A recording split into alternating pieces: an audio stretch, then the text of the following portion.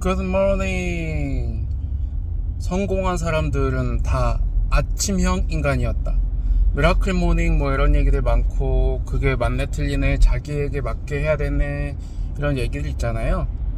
물론 자기한테 어느 정도 맞춰서 하는 건 필수이지만, 나한테 맞지도 않는데 누가 했다고 무조건 따라하는 것, 그것은 문제가 있을 겁니다. 하지만 그 기본과 그 의미, 본질을 좀 파악하고 한다고 하면 훨씬 좋을 것이고요. 저는 아침형 인간이라고 자부를 하지는 못하겠는데, 그래도 아침형 인간이 되는 쪽에 좀 더 무게를 두고 있습니다. 물론 아침에 일어나면 항상 졸리긴 한데, 이 졸음을 한번 좀 피하고 쫓기만 하고 나면 훨씬 상쾌하더라고요. 근데 보통은 늦게 자거나 충분히 숙면을 못 취하거나, 자는 시간도 그렇지만 잠의 질 중요한 것 같아요. 그래서 충분히 그렇게 숙면을 못 취하는 경우는 너무 힘들어요, 아침에. 하지만 그렇더라도 일어나서 뭔가 운동을 좀 한다든가 정신이 깨어나는 활동이 한번 잠깐이라도 있고 나면 그 다음부터는 아침이 훨씬 좋은 것 같습니다. 그래서 영상도 가급적 아침에 찍고 있고요. 또 뜸했죠. 제가 고민이 있습니다. 고민이 무엇이냐? 어떻게 이 습관을 조금 더 효율적이면서 나에게 도움이 되게 할 것인가? 이 촬영을 위한 촬영이 돼서도 안 될 것이고, 정말 나에게 의미 있는 것은 무엇일까? 최근에 저도 책을 보는 게 좋아해서 사실 동시에 한 3권, 4권을 읽기도 합니다. 동시라는 건 책을 몇 권을 뭐 사무실에도 놓고 차에도 놓고 집에도 놓고 그러면서, 그 중에 오늘 땡기는 책을 일부 읽고, 또 뭐 내일이면 내일도 땡기는 책을 일부 읽고, 이런 식으로 하거나 교차 독서를 하는 방식인 거죠. 그렇게 책을 읽기도 좋아하고 책을 쓰는 것도 좋아했는데, 그걸 다 안 하고 있다라는 거죠, 지금.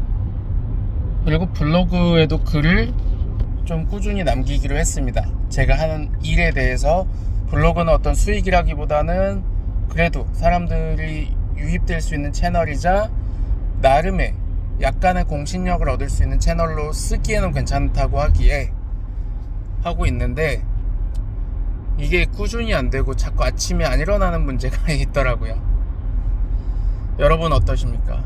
그래서 여러분께 혹시라도 보시는 분이 사실 뭐 없긴 하지만, 거의 제 개인 채널이긴 하지만, 혹시라도 아침에 일어날 수밖에 없게 만드는 좋은 팁이 있다, 한번 공유해 주시면 감사할 것 같고요. 두 번째 고민은 어떻게 내 사업을 더 키울 것인가. 나름대로 고민하고 해서 이제 2023년 새해부터는 저희 회사에 새로운 상품을 출시하게 됐습니다. 근데 이 상품이 프리미엄, 고가 상품이 아니라 사실 저가형 보급형 상품이에요. 무슨 얘기냐? 경기가 침체가 되게 되고 기업들이 돈 쓰기가 어려운 환경이 분명히 됐거든요. 그 다음에 저의 이 사업적 자신감, 즉 자만하면서 이 사업을 하려고 하니 너무 리스크가 크구나.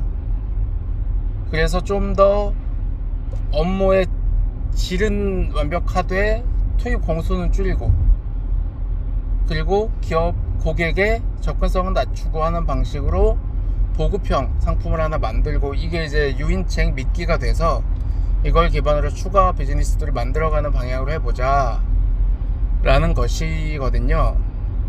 근데 계속 제가 아직도 내면에서 갈등을 하는 건, 이걸로 돈 버는 모델로 확장하는 게 되나?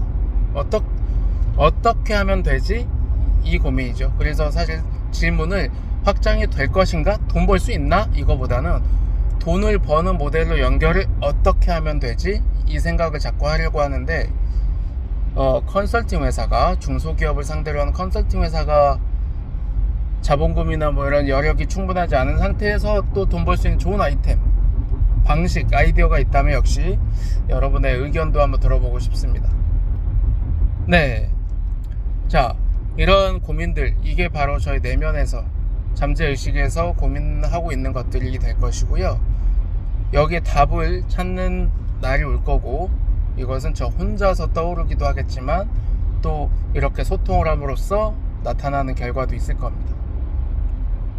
저는 그렇게 통해서 1,000억 원 자산가가 되었습니다. 저는 사업소득 연 10억 원, 자산소득 연 10억 원, 총 20억 원을 벌고 있습니다. 이 중 10억 원은 세금과 생활비 등으로 쓰고 나머지 10억 원은 여유자금으로서 필요한 곳에 활용을 합니다. 투자를 추가로 하거나 여가를 즐기고 사회 공헌을 하는 등의 자금으로 쓰고 있죠. 또 자산 빚 없이 990억 원을 가지고 있습니다. 주로 부동산인데요.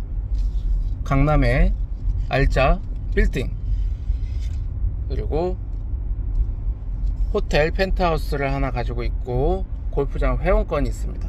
또 피지에 제가 존경하는 토니 로빈스 별장, 바로 도보 5분 거리에 저의 별장도 가지고 있습니다.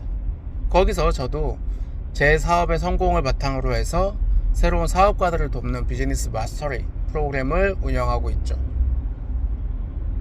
저는 성공한 사업가입니다. 저는 성공할 수밖에 없습니다.